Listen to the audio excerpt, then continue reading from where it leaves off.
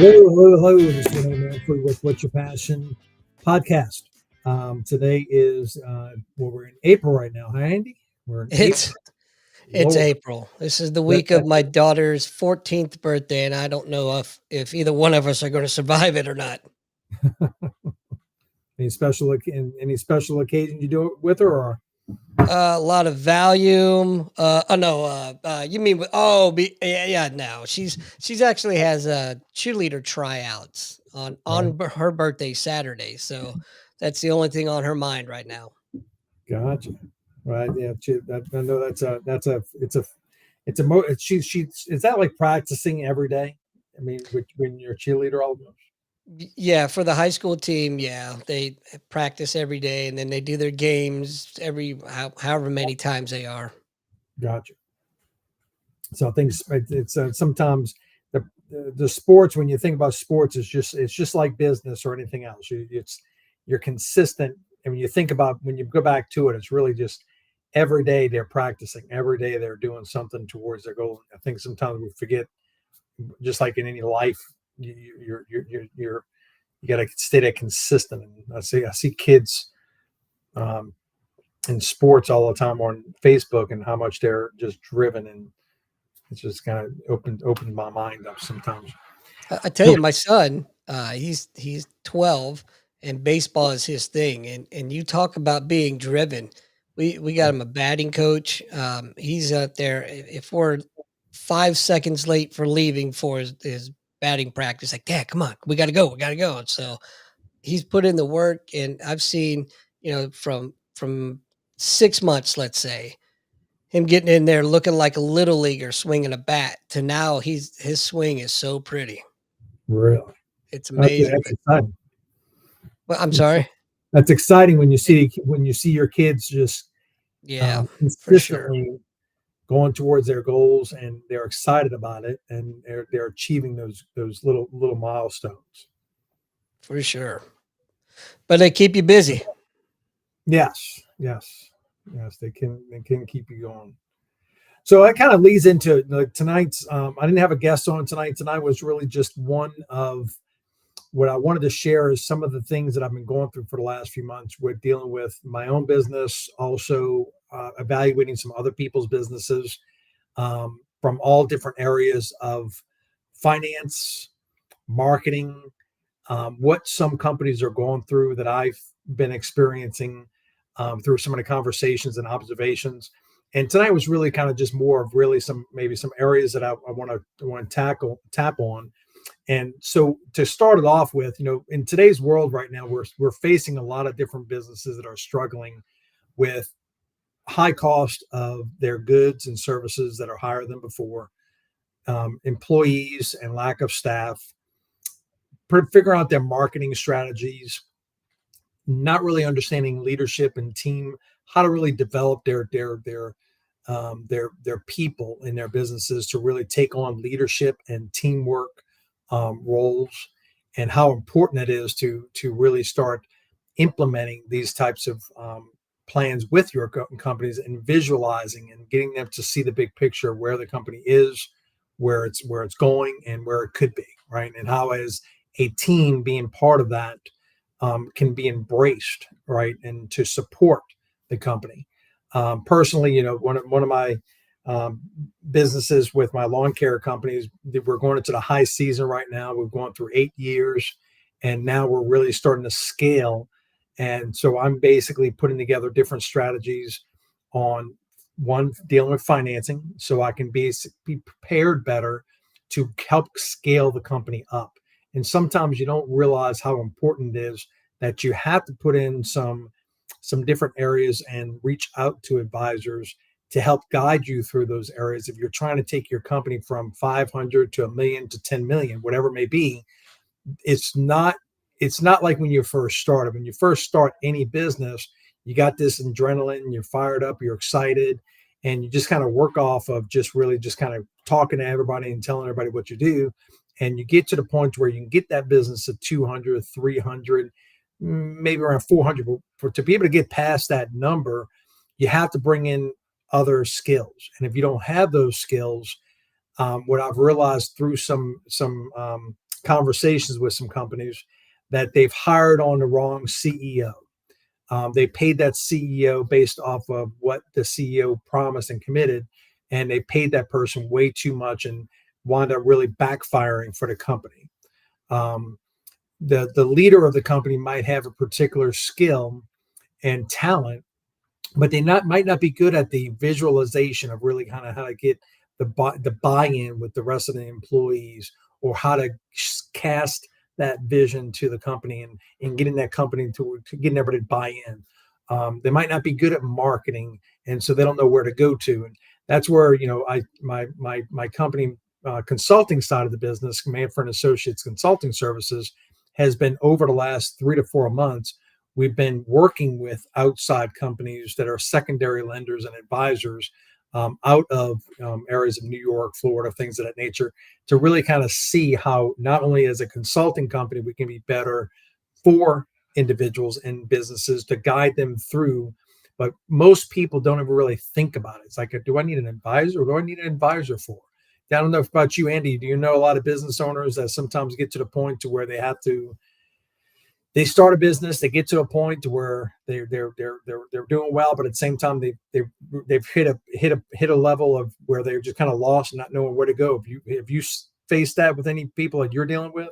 I'm probably the absolute worst person in the world to ask this question to, Okay. because, my career was military, so I really didn't know any business owners. No, really. Okay, that is true. That's true, and that's another topic. Yes, you're surrounded by whatever you're in.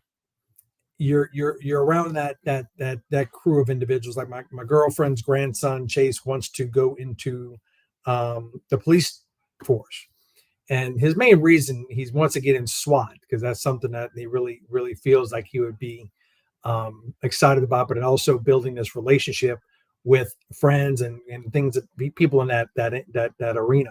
But he's even said that most of his friends don't even understand why he's even thinking about going to be a cop, right?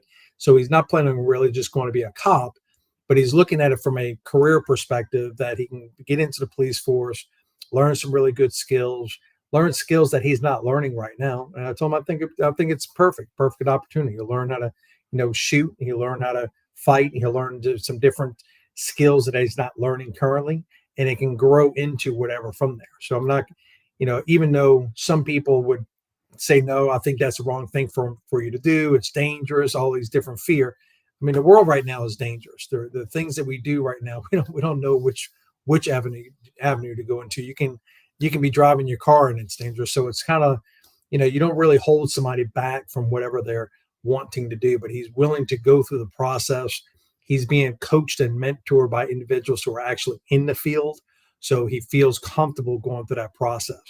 And the same thing with business owners, or when you're going into a business, sometimes people don't know who to ask, who to talk to, and they don't know that they can reach out to finding somebody who's an advisor that can guide them through the process of starting their business, understanding the different areas of marketing that maybe today what they can do that's affordable, and then move into different levels.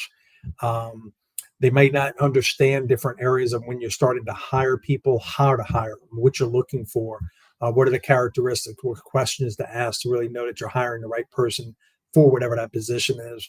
So it's so many different things that I am seeing, not only from my personal experience, but I see so many different businesses at different levels today that are going through those struggles.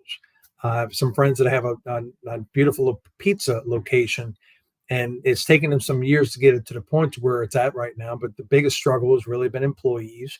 But it is hard work, because they're in the business, right? But they've grown it to where they're making between 30, 50,000 a month right now, and they're comfortable at that point. But now they're starting to look at, okay, what is it going to take for us to prepare it to sell? Every business you get into, you're always looking at the end result. Is this something that you're going to start to grow and eventually sell, or just make it a part of your life, family life? But some individuals get to the point where they realize in some businesses that it's not something that they really want to keep on doing, right? So I find that through the conversations that I'm having, with all the different types of people. We're finding certain areas that I'm going to point out is, access to capital is one struggle that I'm finding, and that's where we're working with the different businesses at this point, because the banks are changing the whole industry right now over the course of the next 2 to 3 years. From the lending perspective, is changing, and the banking systems are not really prepared to help the small business owners through all the different areas that they're needing. We've had some good conversations with bankers, CPAs, and financial wealth managers over the last few months, and we're starting to kind of realize that they're basically strapped in some areas of what they're capable of doing. So most banks are good on deposits. There's some banks that are SBA approved. Some banks do not have an SBA lender or approved department because it takes so many people. So as a secondary lending market is what I'm basically into now in working with clients, because it's more of a family offices and private equity firms that are the bigger money. These are families who have the big money in the world. They've started their own funds, and they make money off of helping small business owners and commercial mainly. And we're finding that even the banks right now are going to these secondary lenders for different reasons, because their banks are limited on what they can do and how much they can take on. So it's just a lot of different areas that you're going to find over the next I would say the next 2024, 2025, you're going to see a big change. You're going to see some of the bigger banks shrinking down to smaller locations, probably laying off people. You're not going to see as many, and I'm starting to see that now. When I go into a bank, you might just see 1, 2, 3 people max.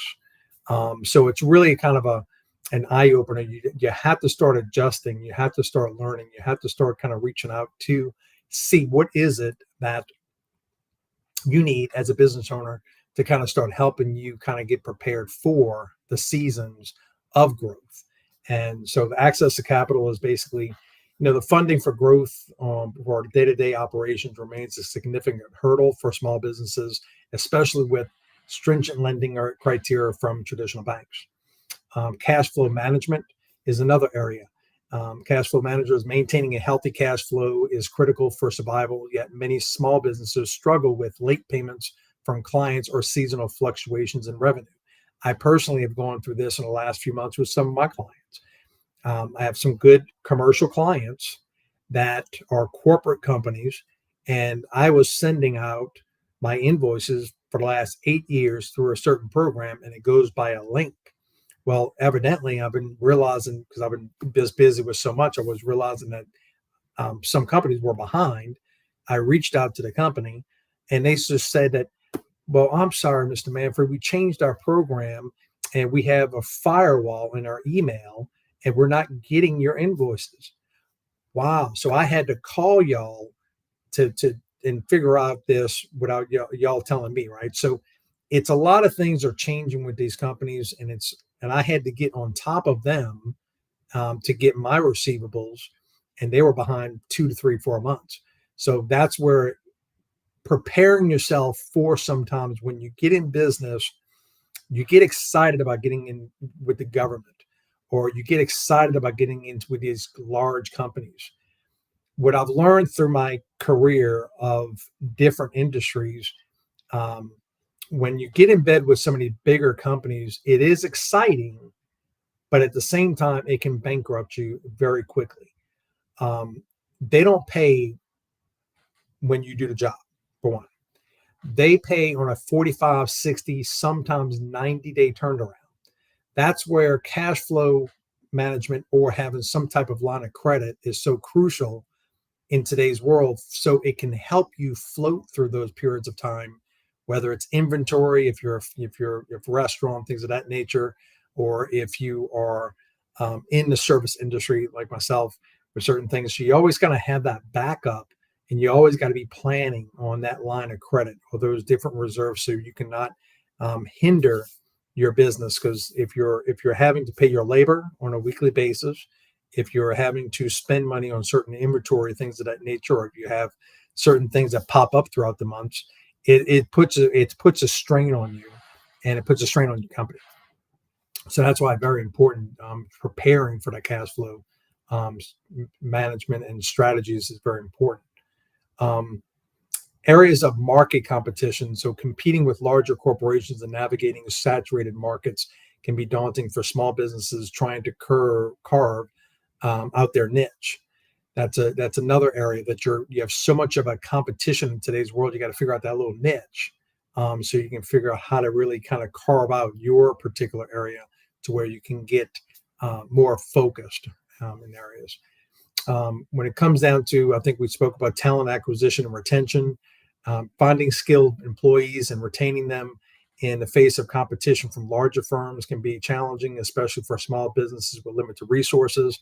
Again, that's a so many different individuals out there that are looking for um, jobs, but at the same time, some of them you have to kind of figure out how to go find them. Maybe look at different organizations and churches, putting it out there before you really need any workers, where you can get these workers. If you are in a service-based business, you can go to staffing companies, and sometimes you can go to temporary staffing companies, so you don't have to bring on the employees full time with you. You know that you can have that relationship to where you can call and they can have a person ready for you when you need it. So it's always preparing for that and figuring out all the different resources of when you need people, where you can go to, making connections. Networking is very important. Like in everything that we do in business, you always got to constantly be networking with individuals.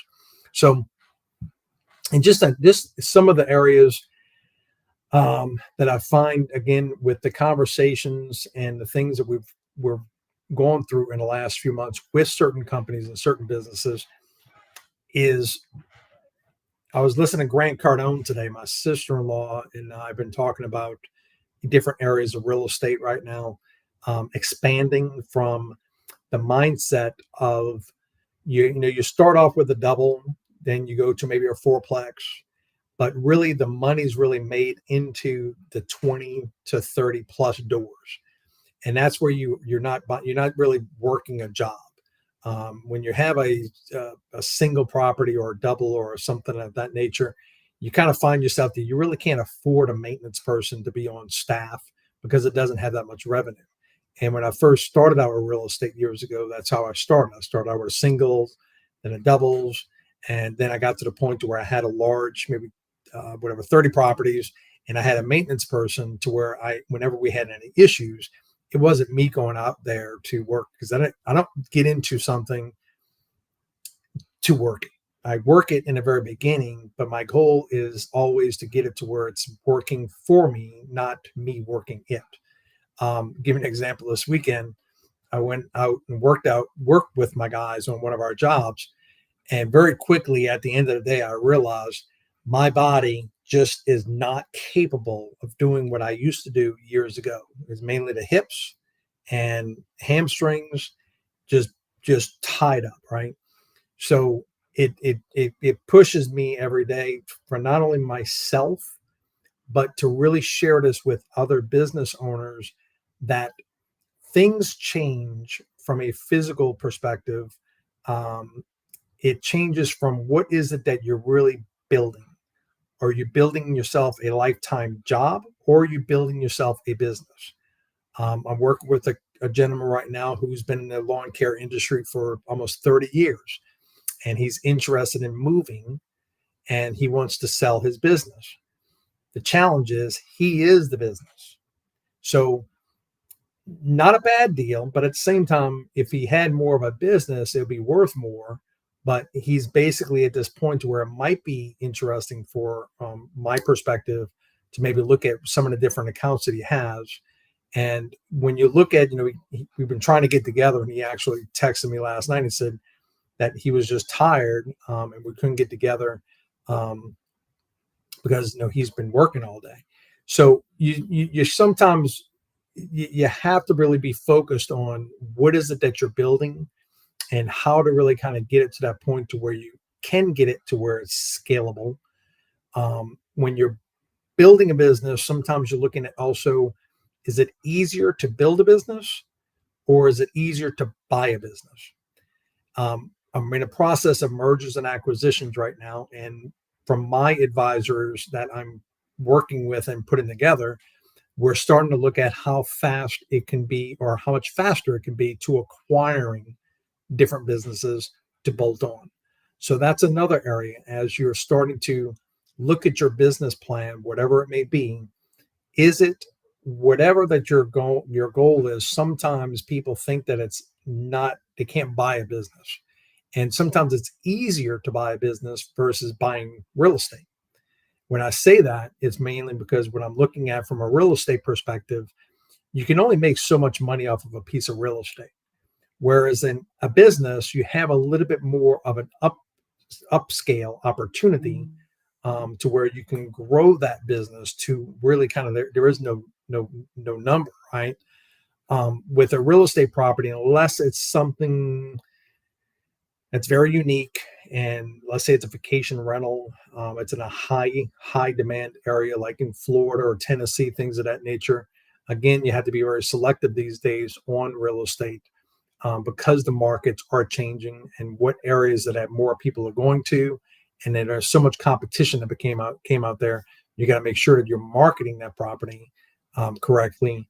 And again, give me a scenario. A friend of mine was sharing with me the other day that he's been looking at a certain property. He does vacation rentals, and the competition. He looks at that property and it's like, why is that property always rented and his is not? And it's just like little simple things.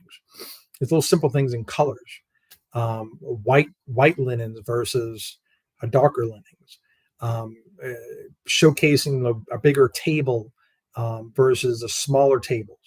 Because if I'm looking for a place to go, some people might be bringing families, and so they want to have a big table. So if you have this little small table, and visually people are looking at that property and saying, well, that's not going to suit our situation, right? So it's all these different factors you don't think about, but it goes in every area of really evaluating your business, whatever it may be, looking at other competition, figuring out what is it that you're doing that they might be doing better. It's reaching out to advisors or individuals and really kind of getting some insight that you may not be seeing that somebody else might see. Um, by working with a group this week, we had a meeting with a very large company, and his business has a lot of potential, but the challenges are that lack of leadership, lack of really the right personnel. Um, really, all he really needs is a tweak in getting his awareness out with some marketing or a good sales team. But again, it comes down to really finding the right sales team or the right person or the right marketing is always a challenge. And sometimes that's where advisors can maybe help with certain performance based resources that can not put them into a position where they're just hiring people just for the heck of it, or just hiring them or bringing on a marketing company just for the heck of it without really having some type of performance based um, results tied to that compensation. And so little things of that nature is what I find is what myself and a few advisors are bringing to the table for some companies, and where I share with you, my consumers, that sometimes we just have to kind of evaluate where you are, and for yourself to evaluate where you are and figure out, is this something that you're looking for your own business or your own situation to help you kind of go to the next level. And that's where I watch a lot of podcasts, I watch a lot of videos, and again, what's your passion? Podcast was created for the reason of really bringing value as much as possible. I try to bring on individuals to share information for individuals of their perspectives from all different walks of life. Next week, I'm going to try to have my partners on that were entertaining truck parking. I think we spoke about truck parking a few weeks ago. We had a really good response to it. And truck parking is something that's going on right now. And so we're going to have them on next week. So I try to bring people on and bring you as much value as possible to really kind of give you information that is that might be helpful.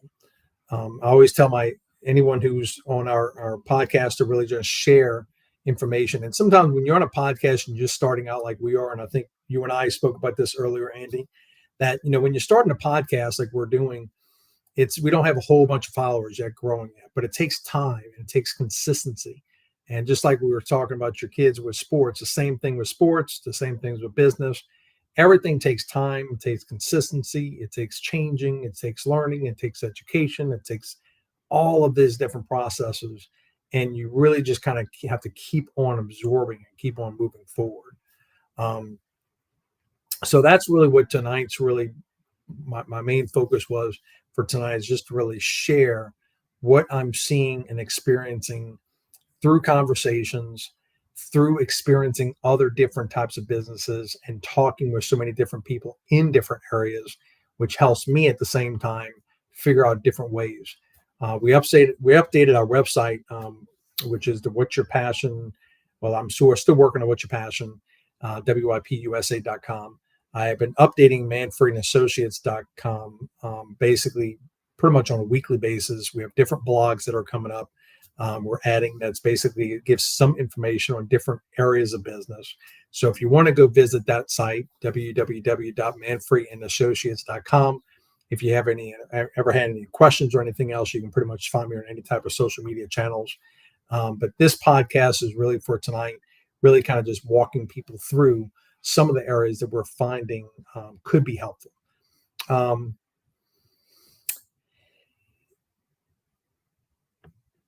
Let's see, Andy, if you do you have anything that you're going through as you're talking with the communities with Matt and all? Do you see anything that y'all are having have been having some conversations on in areas of the business and the growth? I mean, what is some of the growth that y'all are seeing right now? Well, I can't really speak to that, but I can say that every month we're getting more and more followers to the community, or more and more members, I should say. So, that's positive growth, which is always a good thing. But I can't really speak. I'll be honest, Renee. I do so many podcasts, I can't keep them straight. I mean, how's your podcast going? I mean, your podcast is growing. I mean, you're a small business owner. You've been doing podcasts for years. Your background's been in the military, and for you just been gradually every day, every week. I think you're growing more podcasts, I believe, based Yeah, on what I've seen. we've definitely been growing that way. We're getting more followers back. I think I told you this before. We had taken a hiatus for a while, Right. um, and almost a year, I guess, and so lost a lot of followers. But we're starting to get more of our followers back. But more importantly, we're getting new followers as well. So that's Mhm. exciting too. I think you're always gonna have a few followers because it's just life. I mean, life is just it's consumed with trying to keep up. I mean, I haven't been really keeping up with you guys on a convene as much as I wanted to because I'm consumed with my other things, and I realize that on a daily basis that there are certain things that um, I can't put all my energy and time to, and I'm being very selective right now with people.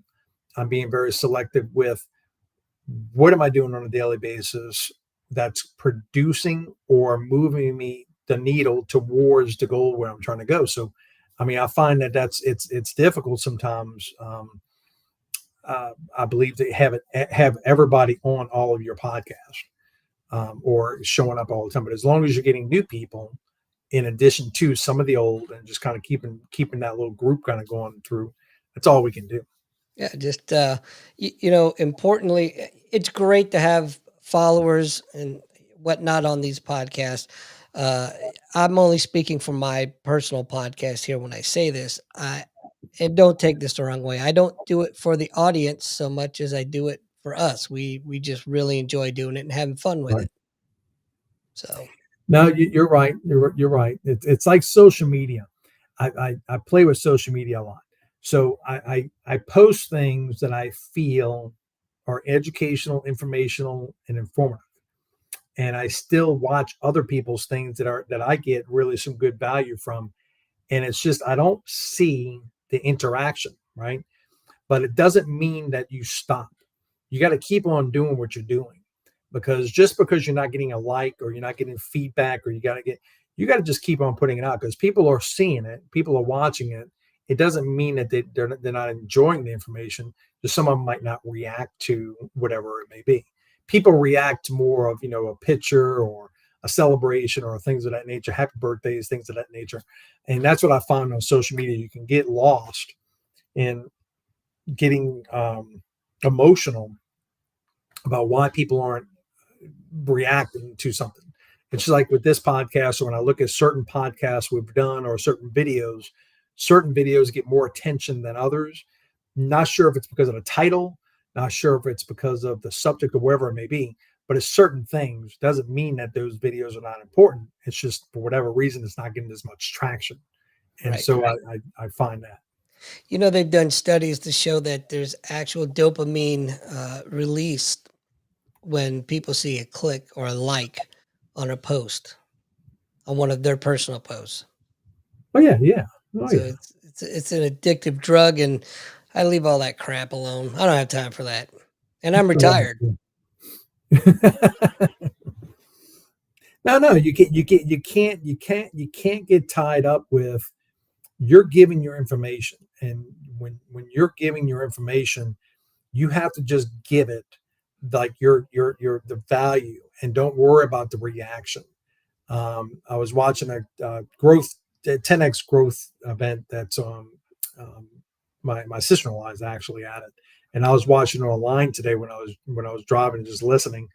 And they had some individuals who got on stage to kind of pitch their 2 minute um, info, right, about who they are and what they do. And John Maxwell kind of said some really good value, that he doesn't get on stage and really kind of thinks about anything besides giving. He's just wants to give his information out there. He's not really thinking about too much on the people and how they're going to react and things of that nature. His main focus is he just feels that he wants to give as much value, as much information, and that's his way of blocking out just really how people are looking at you, or how you, because you can be up there thinking about every word you're saying. Is it that people are, how are they getting, like my podcast, they might be saying, oh, Rene said this or this. I'm just giving my information. I'm not sitting here critiquing myself the whole time, whether you are liking the information or not. I'm just trying to give the information or bring people onto my channel as much as possible that I feel is going to give you as much value, but always open to criticism, always open to ideas, and things of that nature that people are looking for. But I can't sit here worried about the whole process that we're going through when you're doing these podcasts, or when you're doing any kind of stage or coaching or anything of that nature. If that makes sense. I'll be honest. There's on my podcast, I rarely even go back and see if anybody liked it or commented or not. If Right. I guess YouTube sets it up where they send you an email automatically if there's a comment. That's the only way I would know, because once it's done, it's done. I don't Right. dwell on Right. it. No, it's Enjoy it or all don't. correct. It's all about content, and you're putting out content. You're interviewing individuals. You're doing a lot of um, podcasts, like for people like me, and helping us through the process. That you've taken on a role of putting this whole program together makes it easier for individuals like myself, who just want to just do my podcast. Come on, you do all the show. You click it on and you share it with the different programs. Yeah, it's definitely makes your life easier. It's I might have to start hiring some help here or something. And by hiring help, I mean trying to get the wife talked into helping out a little bit. No, I But it's understand it. fun. It gives me something to do. I enjoy it. I get to meet really cool people. Um, all the different platforms, all the different podcasts that I produce for it's awesome meeting the different walks of life that the various guests come from, Right, right. and stories are amazing. No, Whether you learn a lot. You learn a lot from everybody's different background stories, and tragedies or successes and triumphs. Mhm. Um, no, sometimes doing a podcast really is it's fun because it really is just really asking questions and talking about real life things, whatever it may be. And you know what's cool is that, for whatever reason, when you get a stranger on with you, they're more willing to tell you more than they would maybe their best friend, because Right, it's a false sense of reality. It's just you and I on this screen right now, even though we're live, we can't see anybody. So, and if you right, and I didn't know each other very well, you may be more tempted to tell me some juicy details that you wouldn't tell your sister or your brother. right. So it's fun. No, it's really it's having like-minded people. Um, like I don't have deep conversations about business or certain things with my family and certain friends because we're just some people are on just different levels. Sure. And I've been thinking about this a lot lately because I have different business partners now in my life that are friends and business partners. And then I have another group of friends that are still there, but we haven't been communicating a whole bunch because we're just not. I mean, on a daily basis, I'm just finding myself consumed with certain things that I have to do to keep on moving forward, which to me is that's where I'm at. That's my important. That's when it's important to me. And so I don't have too much conversations with certain friends that we just don't have a business thing we're doing together right now, right? So my business right now is kind of like my fun activity because it's progressing me towards those avenues. And I think about that a lot. That certain family members, I don't really communicate with them as much because we're just not working together. And your life sometimes you find is 95% of your life, I would say 90 to 95% is working. And then you got to figure out how, like this weekend, I went to spend time with my dad for Easter, and it was just nice. Just we spent the day, just watched The Water Boy, just sat Oh, on the couch, chit chat. yes. Great movie. I haven't seen that in years. And when No, Colonel Sanders, you're wrong. no Colonel Sanders got he got beat up a lot. I didn't realize how much he was beat up in that movie. Stupid movie, but I love it.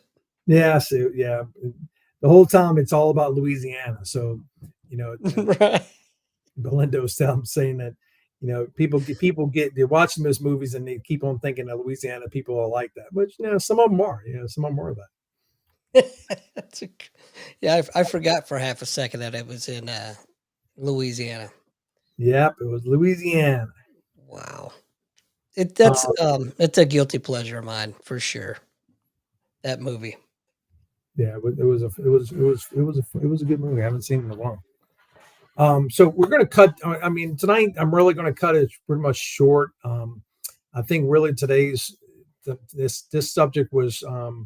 I wrote a blog a couple of weeks ago in the vital currency exploring intersection of oxygen and money.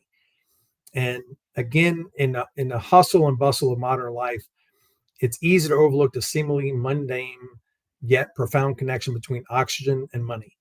These two elements, one essential for life and the other for survival in society, and share a deeper relationship that transcends their apparent disparities.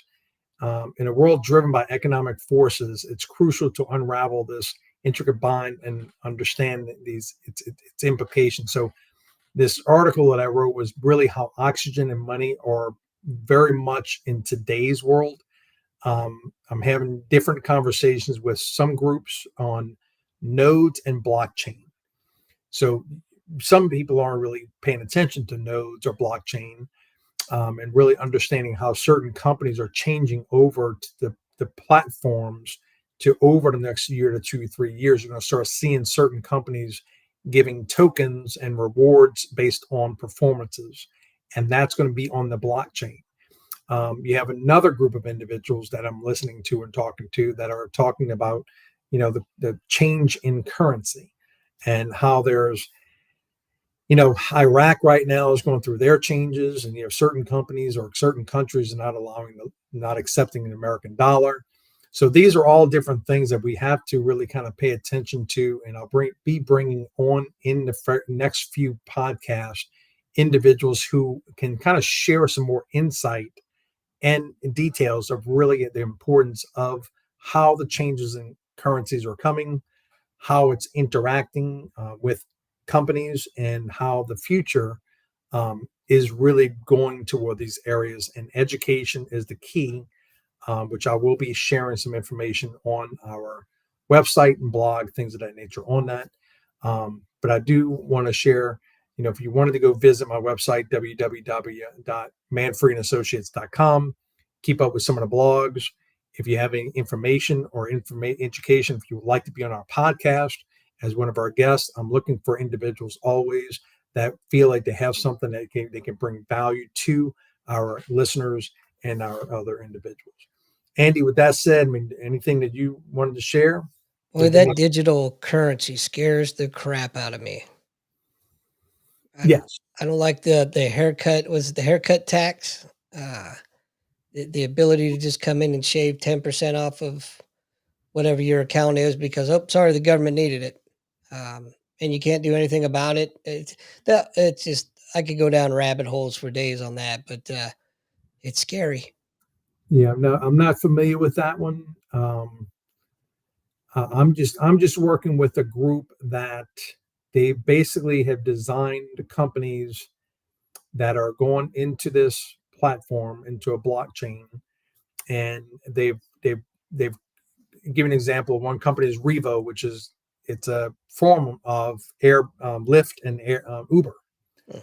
and the drivers are getting paid more, and it's on the blockchain, and it's just a way to where they've designed it to where it can over time be a performance based way to where the consumers win and also the drivers win, and it's taken out the corporate America's side. So it's again, I might have to bring on some individuals to talk about it more further, but it's interesting as we're learning more about the different ways of um, some things are changing with certain companies. So it's hard to kind of pinpoint at this on this show particularly. That's why I would like to bring on some individuals who can share some insight because they understand the blockchain a little bit better. They understand nodes and they understand why these companies are being put together like this, because it's more of a performance based way of the future. One is a certain company called Grow, and like when you get a steak, you don't know where that steak came from, right? So this particular company has designed it to where it comes with a QR code, so you can scan that code and it'll tell you exactly where that cow was, what pasture, what it was fed, all the different things. Because most of the companies we're dealing with now, we don't know really where that food's come from, right? And because of the big conglomerate companies, the majority of the foods we're eating are filled with all type of chemicals and things of that nature. So it's certain companies that are just coming out to where it's giving us more transparency, I guess, of where our food is coming from or where certain products are coming from and things of that nature. So it's just interesting, but it's a whole nother world. It's a whole nother subject. It's a whole nother learning curve that we slowly are going through, and not many people are paying attention to it, mainly because it's just again, it's not something we're dealing with every day right now. I feel like I should go put some tin foil on my head or something. It's a slow, insidious process into the environment. Till once it's here, it's here. No, It's too but think late. about this. You've seen everything from the internet, right? So you Mhm. remember back in 1990s, and I remember my first computer was a DOS, right? Yeah, the internet. Al Gore invented that, right? Yeah, right.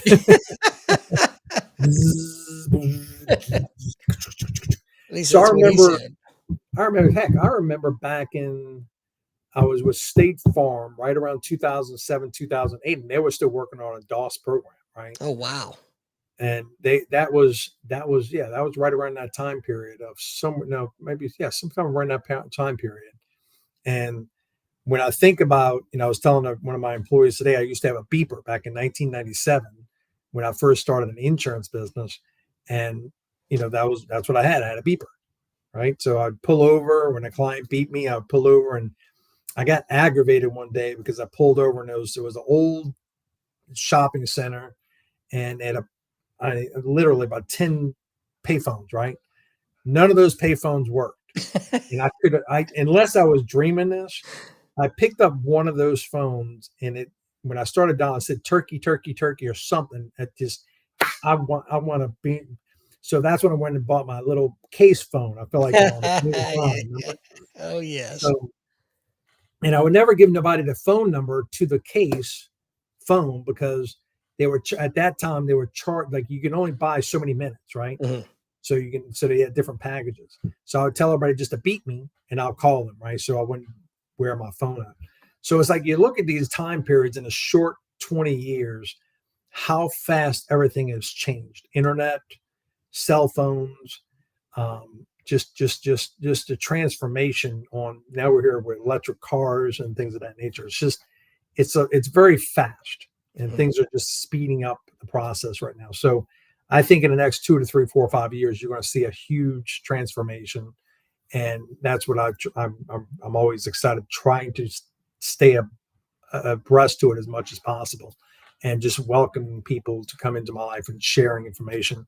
Sometimes it's overwhelming because you can't connect the dots, but just a little bit at a time, a little bit at a time. So. It's a crazy world we're living in, and man, it like you said, what we've seen in our lifetime's amazing. I Mhm. can't wait to see what's coming next. Yeah. But Rene, thank you as always, sir, and thank you everyone who joins us for the show, whether you're live or you're catching us on the flip side. We will see you guys next Tuesday night. Bye Thank bye. you very much, Andy. You have a good night, buddy. You too.